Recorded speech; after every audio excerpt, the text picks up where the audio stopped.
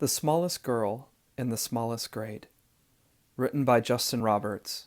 Illustrated by Christian Robinson. Hardly anyone noticed young Sally McCabe. She was the smallest girl in the smallest grade.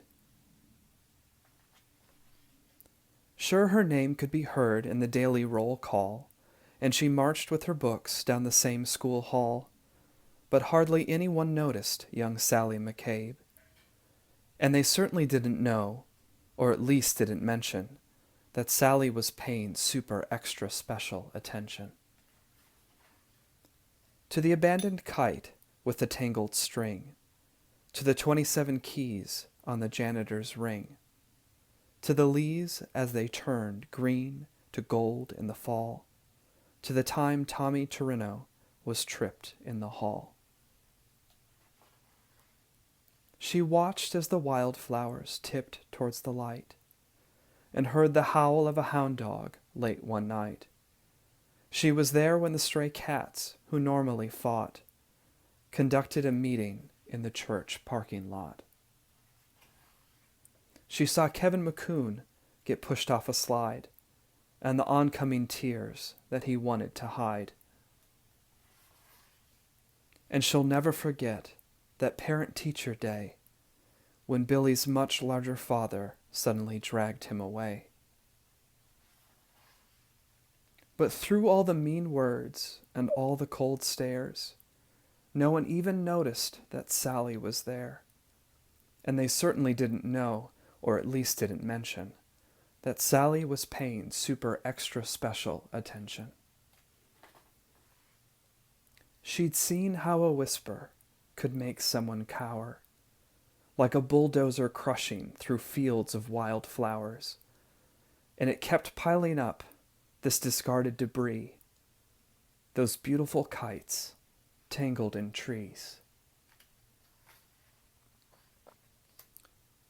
So on February 3rd, at 11:29, Sally stepped straight out of the lunchroom line, and she said, "I'm tired of seeing this terrible stuff. Stop hurting each other. This is enough." Now a few laughed out loud, or didn't care, that there was some girl with her hand in the air.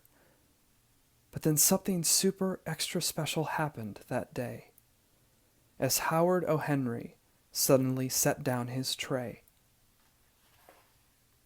Like waves rolling in, one after another, first Molly rose up, then Michael's twin brother, then it was Tyrone and Terrence, then Amanda and Paul, who pushed out their chairs and stretched their arms tall. From the friendly lunch lady with the dishes she carted, to that new third-grade teacher who had only recently started. Yes, everyone there, even Principal Claire, had joined little Sally with their fingers in the air.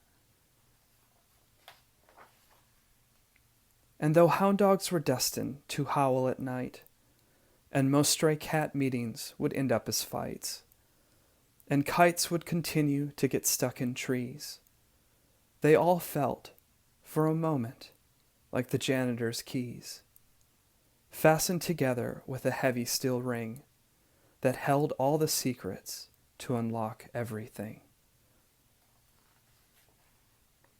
As the world returned to the way that it was, Sally noticed the difference, as she usually does, when Billy paused briefly to open the door for Mrs. O'Connell and 17 more, or when Molly scooched over to make some space on the coral riser for Ellen and Grace.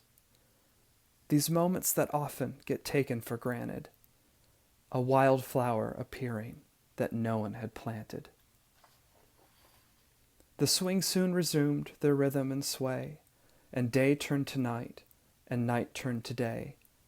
People remembered and would quite often mention that Sally had been paying super extra special attention, and how the world could transform and a change could be made by the smallest girl in the smallest grade.